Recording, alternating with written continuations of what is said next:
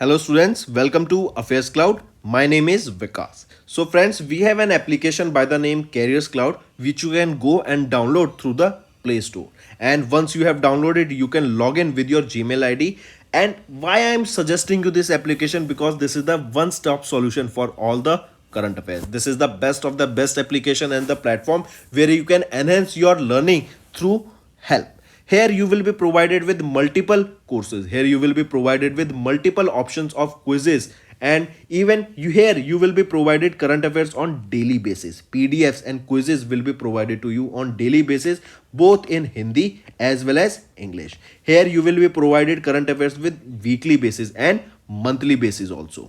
Here remember, once you have done watching our video, then you can log in through this application, take out the PDF, read that PDF and go through the quizzes. That will enhance your preparation. Same you have to do for weekly and same you have to do for the monthly also. In monthly you will be provided with the top 100 important questions PDF and video also, that will enhance your learning, and it will be a very beneficial and important video for the revision perspective. And not just this friends, apart from this we also provide you banking and economic questions. We provide you state current affairs such as of Uttarakhand, UP, Tripura, Telangana, and many more. Not just this, apart from this, we also provide you topic wise current affairs, and the topics that we are providing you are really important. These topics are such as national affairs, international affairs, important days, sports, defense, science and technology, apps and web portals, obituary. These are the important topics that are being asked in various exams across India. So these are the topics that are must and should be covered and will be beneficial for the preparation of the students. Hello everyone. तो आज की video में हम 3 जनवरी के important current affairs discuss करेंगे। ये session आप सभी के लिए काफ़ी इंपॉर्टेंट रहेगा, तो एंड तक बने रहिएगा। चलिए स्टार्ट करें। सबसे पहले हम बात कर रहे हैं tenure of PLI scheme for automobile and auto component has been extended by how many years with partial amendment. तो सबसे पहले याद रखेंगे ये एक PLI स्कीम लॉन्च की गई थी। इसका एम था कि जो हमारा ऑटोमोबाइल सेक्टर है ना, उसको ग्रो कर सके। इस स्कीम को लॉन्च किया गया था इन सितंबर 2021। इसको 5 साल के लिए लॉन्च किया गया था, राइट। एंड इसी में कितना बजट अप्रूव किया गया था, 25,938 करोड़ रुपीज़ यहाँ पे अलोकेट किए गए थे इस PLI स्कीम के लिए, ताकि इंडिया का जो ऑटोमोबाइल सेक्टर है उसको ग्रो किया जा सके, उसके कंपोनेंट्स जो हम बनाए उसको ग्रो करा जा सके। तो इस स्कीम को भी 1 साल के लिए और यहाँ पे एक्सटेंड कर दिया गया है। Tenure of PLI scheme for automation and auto components extended by 1 year, correct. And mark करके चलेंगे, मिनिस्ट्री ऑफ हैवी इंडस्ट्रीज ने एक्सटेंड कर दिया इस PLI स्कीम को फॉर बाय 1 ईयर।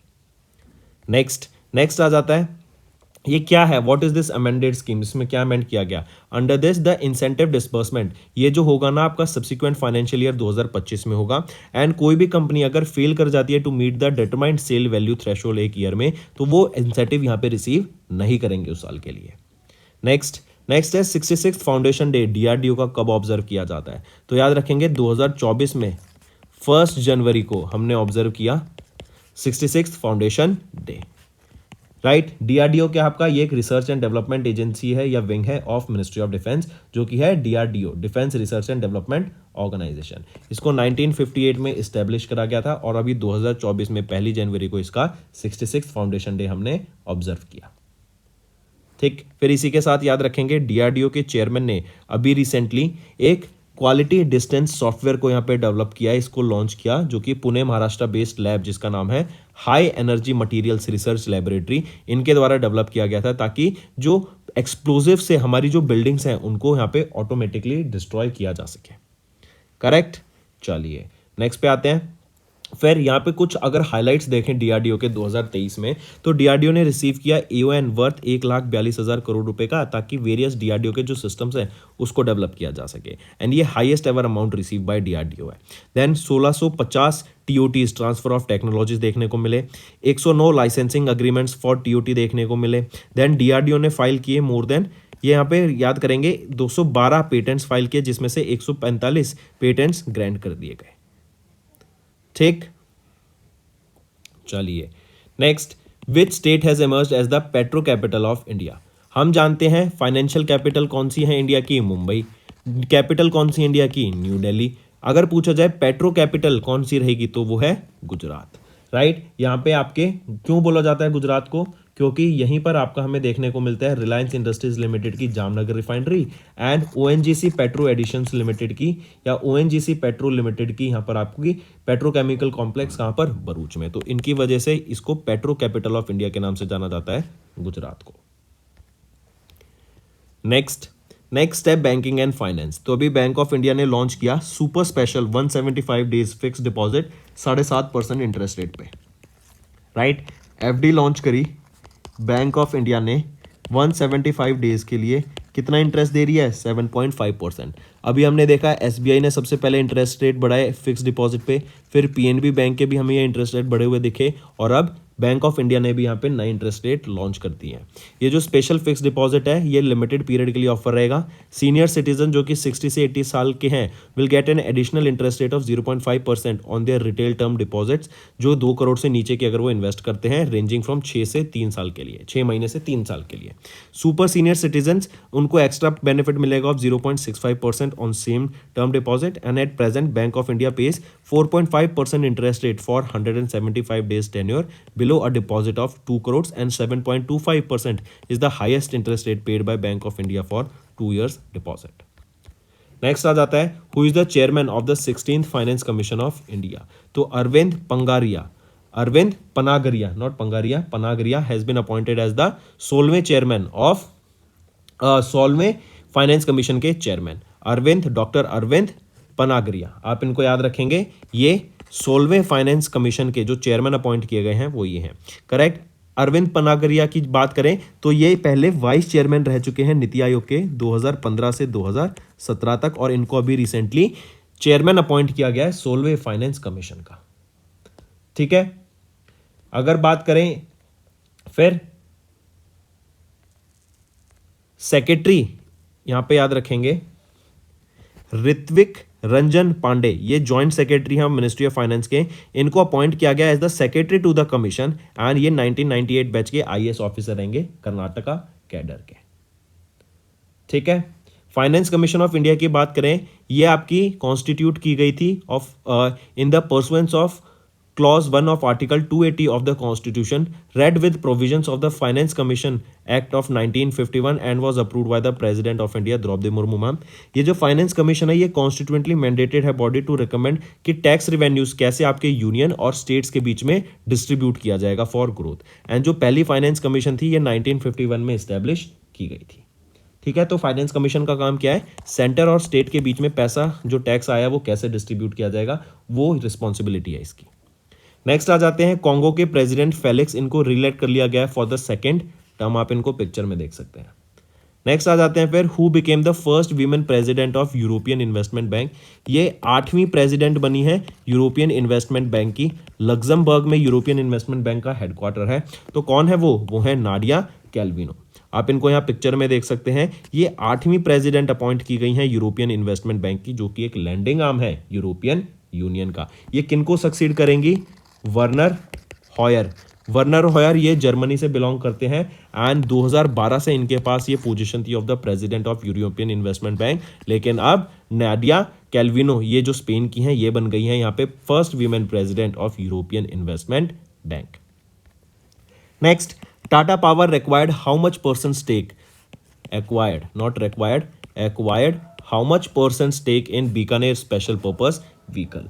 तो अभी रिसेंटली टाटा पावर ने 100% स्टेक एक्वायर कर लिया है in the Bikaner special purpose vehicle, correct. कितने अमाउंट के लिए इन्होंने स्पेंड किया है यहाँ पर 18.6 करोड़ रुपीस। तो यहाँ पर आप देख सकते हैं टाटा पावर इन्होंने 100% equity stake in Bikaner third Neemrana second transmission limited, जो कि एक स्पेशल पर्पस व्हीकल रहेगी, 18.6 करोड़ के लिए इसमें अपना स्टेक एक्वायर कर लिया है। Special purpose vehicle was set up by PFC consulting limited which is a subsidiary of power finance corporation.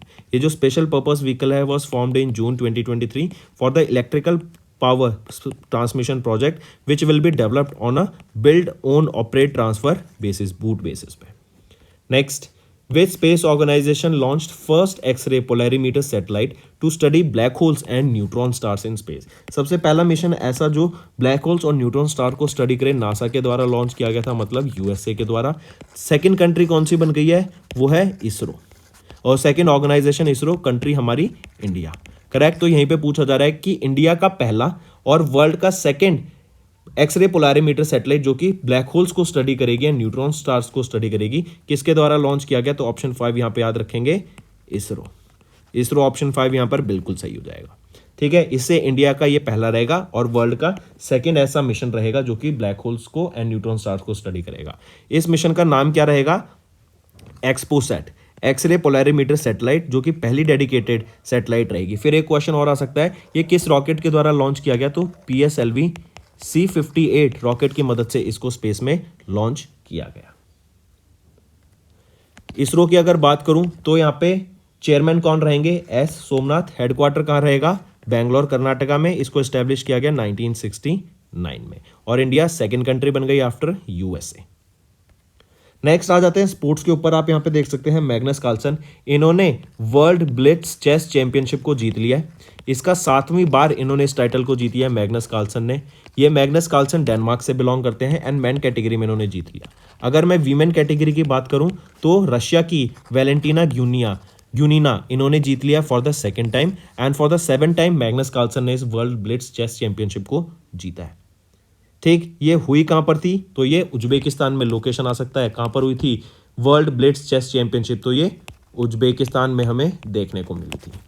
फिर आप यहां पर देख सकते हैं टॉप 3 की बात करें मेंस कैटेगरी में Magnus Carlsen, Daniil Dubov second position पे, वीमेंस में वैलेंटीना ग्यूनिया रशिया की फर्स्ट पोजीशन पे एंड अलेक्जेंड्रा सेकंड पोजीशन पे of Switzerland.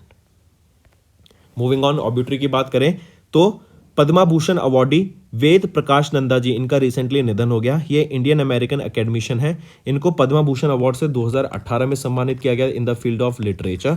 Correct. And Denver Colorado USA में इनका निधन हो गया। 1934 में नवंबर में इनका जन्म हुआ था, जो कि पंजाब ब्रिटिश इंडिया है, जो कि अभी पाकिस्तान में है जो पार्ट। करेक्ट, आप इनको पिक्चर में देख सकते हैं। इनका भी रिसेंटली निधन हो गया। नेक्स्ट आ जाते हैं बुक्स एंड ऑथर्स पर। तो केरला गवर्नर के द्वारा अभी रिसेंटली एक बुक लॉन्च की गई, राम मंदिर राष्ट्रा मंदिर एक सजी विरासत। गवर्नर कौन है केरला के? आरिफ मोहम्मद खान। इनके द्वारा ये बुक रिलीज की गई। कहाँ पे रिलीज की गई? ये बुक रिलीज की गई एट एन इवेंट जो कि रंग भवन ऑडिटोरियम में हुआ in of Akashvani in New Delhi.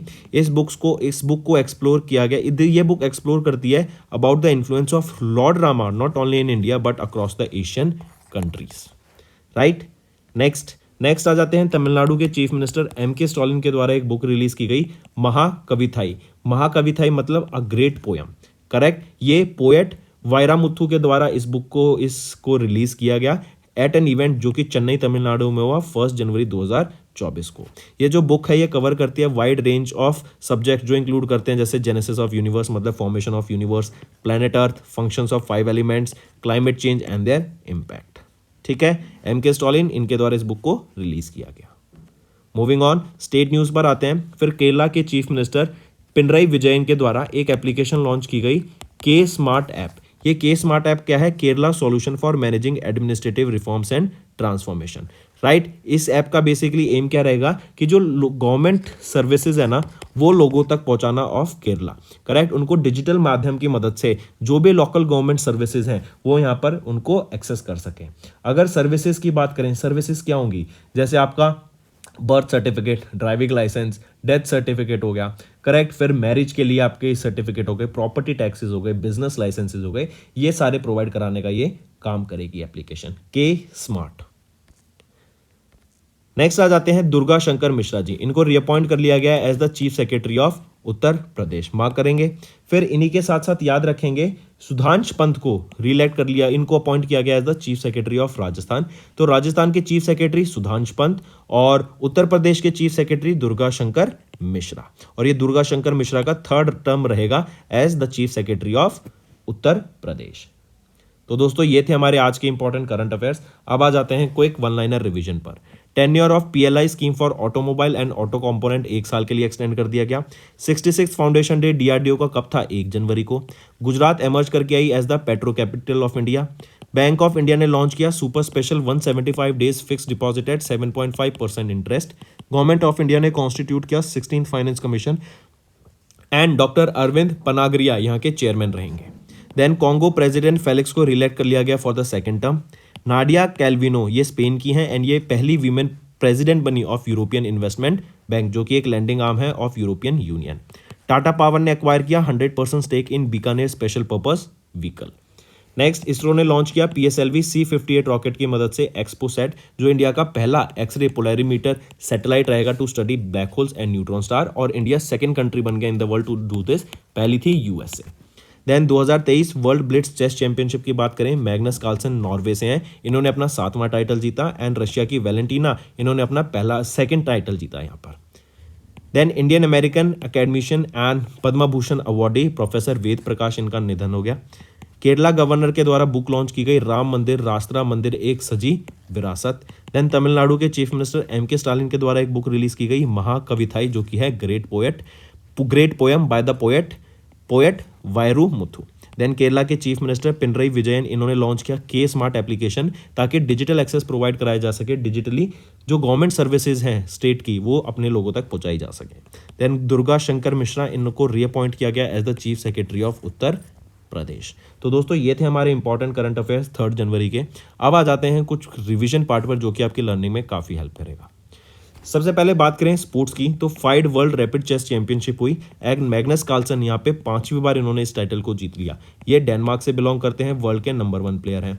Then कॉर्नेरू Hampi की बात करें, ये इंडिया से बिलोंग करती हैं, एंड वीमेंस कैटेगरी में इनकी 2nd पोजीशन आई। नेक्स्ट साइंस एंड टेक्नोलॉजी की बात करें, तो 7th edition of ferry craft Majula, जो कि है यार्ड 786, इसको डिलीवर किया to the Indian Navy. Next, Jammu and Kashmir की पंचायती राज एक्ट के अंडर 1989 के अंडर इसको अमेंड किया गया, एंड यहाँ पर OBC रिजर्वेशन को लाया गया in the post of sarpanch. Next, NSE data की बात करें, तो महाराष्ट्र ने यहाँ पर टॉप किया है among the states with the highest number of registered investors. 1.48 crore यहाँ पे रजिस्टर्ड इन्वेस्टर्स हमें देखने को मिले। यूपी 2nd पे, गुजरात 3rd पर। नेक्स्ट, रशिया की रॉसकॉस्मोस एंड USA के नासा के बीच में फिर से टाई अप हो गया। पहले रॉसकॉस्मोस ने इंटरनेशनल स्पेस स्टेशन से अपना कॉपरेशन 2024 तक खत्म करने की बात की थी, लेकिन अब इसको एक्सटेंड कर दिया कब तक, 2025 तक। नेक्स्ट, इंडियन नेवी ने अभी न्यू एडमिरल्स एपुलेट्स को लॉन्च किया फॉर इंडियन नेवी। आप यहाँ पे देख सकते हैं, ये हैं नए एपुलेट्स, करेक्ट, एंड ये छत्रपति शिवाजी के राजमुद्रा से इंस्पायर्ड रहेंगे। नेवी डे जो कि 4 दिसंबर को था, उस दिन PM नरेंद्र मोदी के द्वारा ये महाराष्ट्र में नए एपुलेट्स लॉन्च किए गए एडमिरल्स के लिए। नेक्स्ट आ जाते हैं फिर 8th edition of IONS conclave of chiefs, ये भी बैंकॉक थाईलैंड में हुई।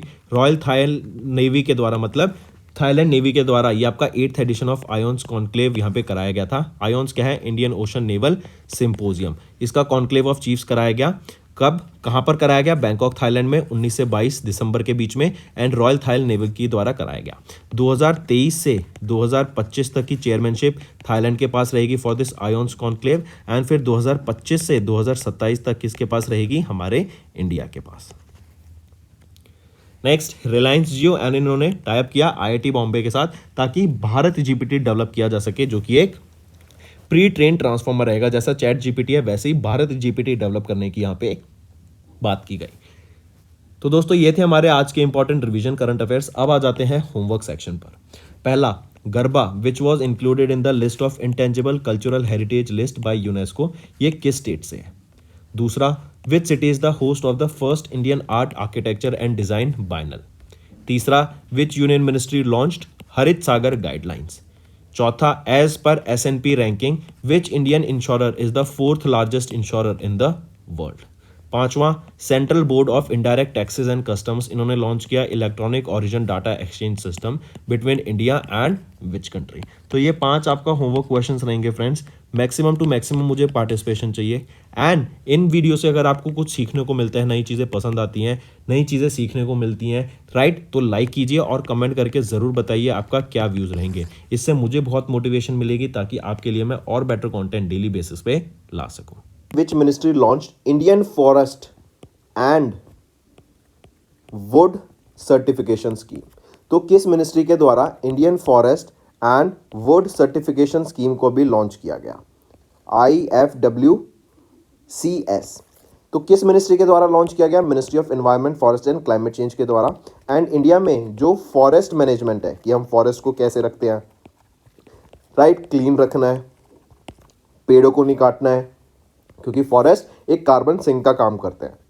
तो जो हमारा फॉरेस्ट मैनेजमेंट है, इसको सस्टेनेबल बनाने के लिए ये Indian forest and would certification scheme launch की गई किसके द्वारा? Ministry of environment, forest and climate change के द्वारा। यहीं पे याद रखेंगे फिर जो ये स्कीम है इसके 3 मेन कंपोनेंट है, forest management certification, tree outside forest management certification and chain of custody certification. Right, तो मार्क करके चलेंगे ये IFWCS इस सर्टिफिकेशन स्कीम को गवर्न किया जाता है Indian forest and would certification council, जो कि ऑपरेटेड है by the Indian institute of forest management, जो कि भोपाल मध्य प्रदेश में आ जाता है। ठीक है, IFPRI क्या है? इंटरनेशनल IFPRI क्या है? International food policy research institute. इन्होंने अभी किस ऑर्गेनाइजेशन के साथ एक स्टेटमेंट ऑफ इंटेंट साइन किया है? To strengthen the policy framework for agriculture transformation.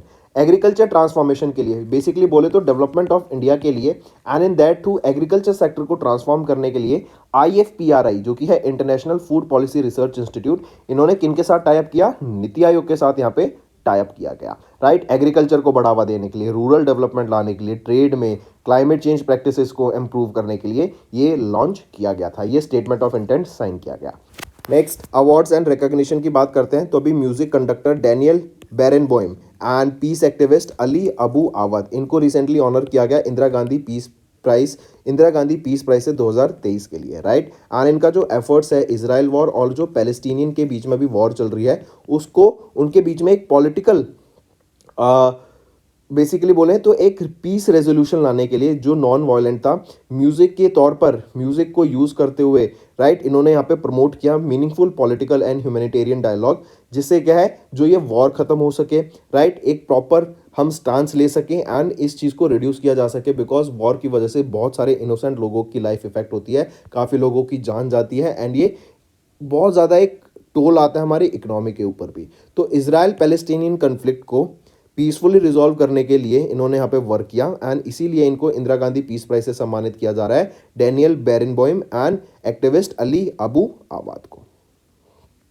Moving on, next appointment and resignation की बात करें तो इंडिया की पहली वीमेन कैंडिडेट कौन बनी जिनको इलेक्ट किया गया to the governing council of UNIDROIT. ये यूनिड्रॉइड क्या है? UNIDROIT। यूनिड्रॉइड बेसिकली इनका एम रहता है ताकि यूनिफॉर्म लॉज को डेवलप करना, to modernise, harmonise and commercial laws को डेवलप करना का, ताकि जो स्टेट्स हैं वहाँ पे अच्छे से वर्क कर सके। करेक्ट, यहाँ पर गवर्निंग काउंसिल पे इलेक्ट होने के लिए मिनिमम 21 वोट्स चाहिए होती हैं और यहाँ पर उमा शंकर को याद रखेंगे, उमा शंकर को यहाँ पर कितने वोट्स मिले? 45 वोट्स मिले आउट ऑफ 59 वोट्स। ये रोम इटली में इनका इलेक्शन हुआ था एंड यूनिड्रॉइड की अगर फुल फॉर्म देखें वो क्या है? International institute for the unification of private law.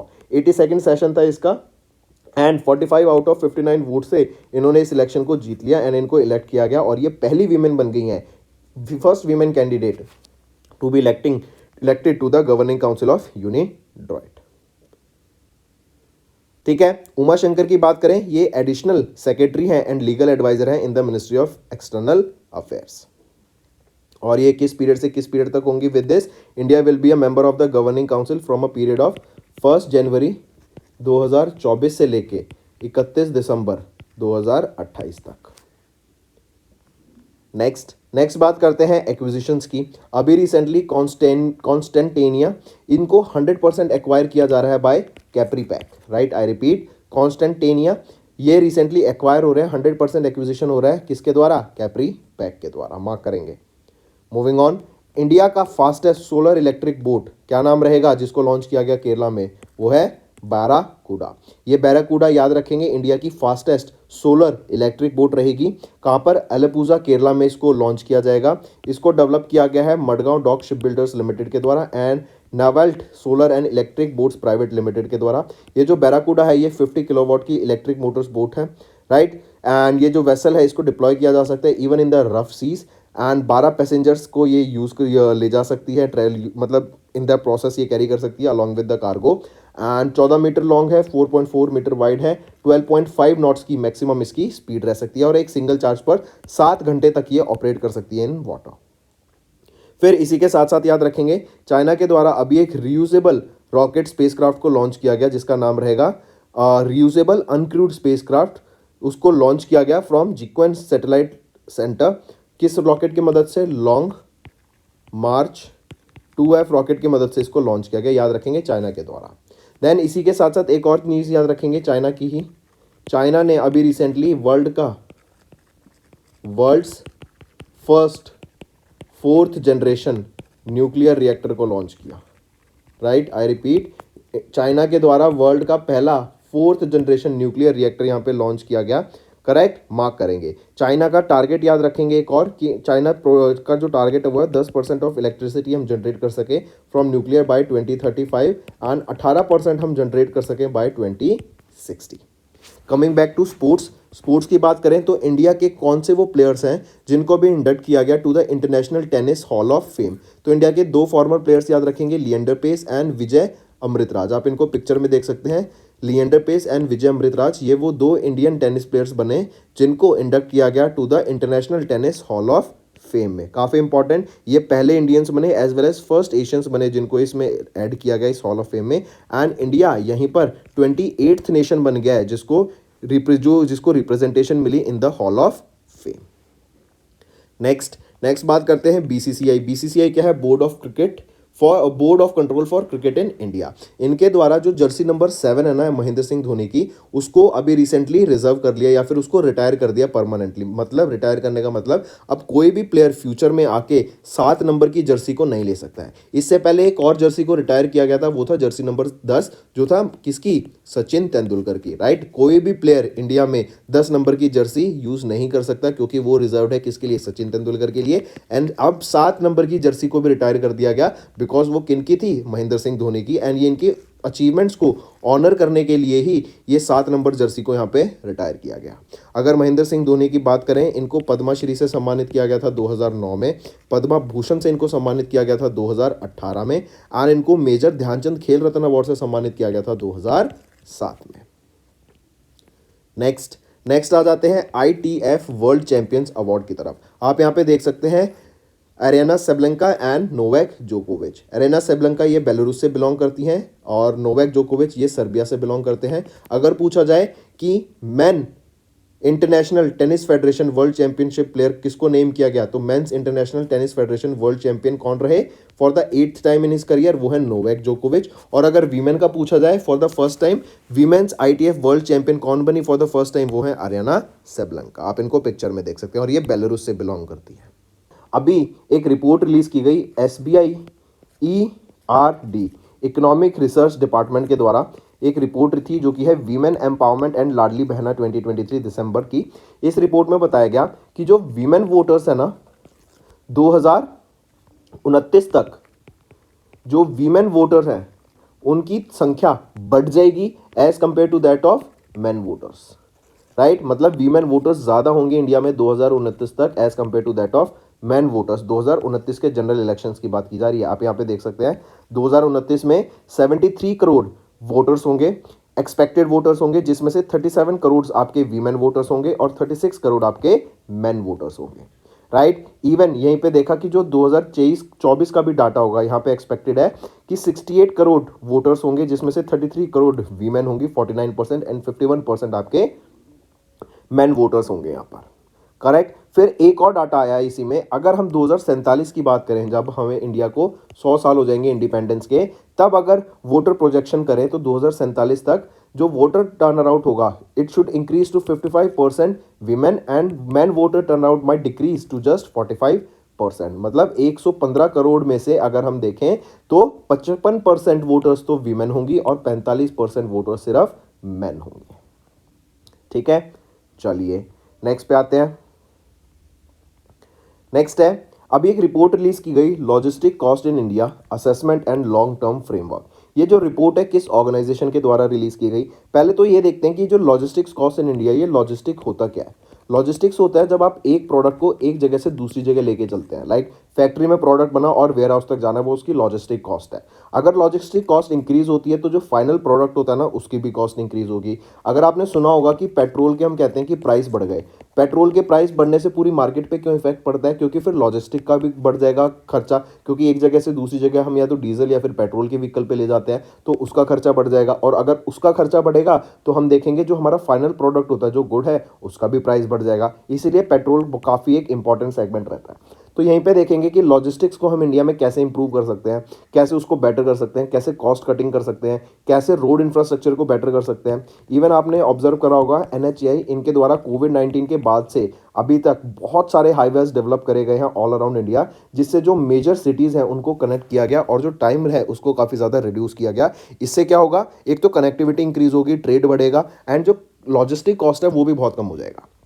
ठीक है, तो ये जो रिपोर्ट थी किसके द्वारा रिलीज की गई, तो DPIIT के द्वारा ये रिपोर्ट रिलीज की गई। आप देख सकते हैं department for promotion of industry and internal trade, ये ministry of commerce and industry के अंडर आता है और इन्होंने ये रिपोर्ट रिलीज की थी अभी रिसेंटली। इस रिपोर्ट को प्रिपेयर किया गया NCAR along with Asian development bank. NCAER क्या है, national council of applied economic research and Asian development bank के द्वारा मिलकर इसको प्रिपेयर करा गया। राइट, मार्क करके चलेंगे इसको। और हम देख ही चुके हैं क्या रिपोर्ट है कि लॉजिस्टिक कॉस्ट को हम कैसे इंडिया में कम कर सकते हैं एंड कैसे अगर हमें लॉन्ग टर्म एक प्लान बनाना है तो उसको क्या क्या चीज़ों का हमें यहाँ पे ध्यान रखना पड़ेगा। Moving on, according to WHO the road traffic deaths globally declined by how much %। तो देखो WHO की एक अभी रिपोर्ट आई, इन्होंने दो चीज़ों के बारे में बात करी, एक तो ग्लोबली मतलब वर्ल्ड वाइड और एक इंडिया का डाटा। अगर ग्लोबली की बात करें तो यहाँ पे इन्होंने बोला कि ग्लोबली जो रोड एक्सीडेंट से जो डेथ्स होती है ना उसमें हमें डिक्रीज देखने को मिला है, उसमें कमी देखने को मिली है बाय 5%। वहीं पर अगर मैं इंडिया की बात करूँ तो रोड एक्सीडेंट से जो डेथ्स होती है ना उसमें हमें इंक्रीज देखने को मिला है सिर्फ इंडिया में, बल्कि ग्लोबली रोड एक्सीडेंट से जो डेथ्स डिक्रीज हुई हैं बट इंडिया में ये इंक्रीज हुई हैं। हमसे पूछा गया कि जो डिक्लाइन हुआ है कितने % से डिक्लाइन हुआ, वो है 5% से यहाँ पे डिक्लाइन देखने को मिला है globally according to the report release by WHO। Report थी global status report on safety 2023 and इसी में बताया, ये 10 साल का डाटा है 2010 से 2021 के बीच का। इसमें बताया कि ग्लोबली जो रोड एक्सीडेंट से जो डेथ्स होती है ना उसमें हमें गिरावट देखने को मिली बाय 5%। ये 5th एडिशन था एंड इंडिया में बस इंक्रीज हमें देखने को मिला है। WHO की बात करें तो डॉक्टर टेड्रोस गिब्रेसिस यहाँ के डायरेक्टर जनरल रहेंगे, जिनेवा स्विट्जरलैंड हेडक्वार्टर एंड 1948 में इसको फाउंड किया गया था। That's all for the day, friends. I hope you enjoyed the session and you can follow us on the YouTube channel as well as apart from YouTube channel, you can go and follow us at Affairs Cloud Telegram channel. And if you have any queries related to the content or the of courses offered to you or the payment which you did on the application, you can contact us on the number provided, that is 7677333862. Apart from this, friends, you can follow us on the Facebook as well as on Instagram handle, that is affairscloud_official. In the end, friends, if you use a code that is Vikas10, you will be getting an additional extra 10% discount by using this code Vikas10. Also, if you have any problem regarding the course purchase, any problem regarding to our application, you can contact us on the mobile number, that is 9677333862. And if you want to mail us, you can also mail us on support@affairscloud.com, and I assure you that our representative from us will be contacting you soon and resolving your issue.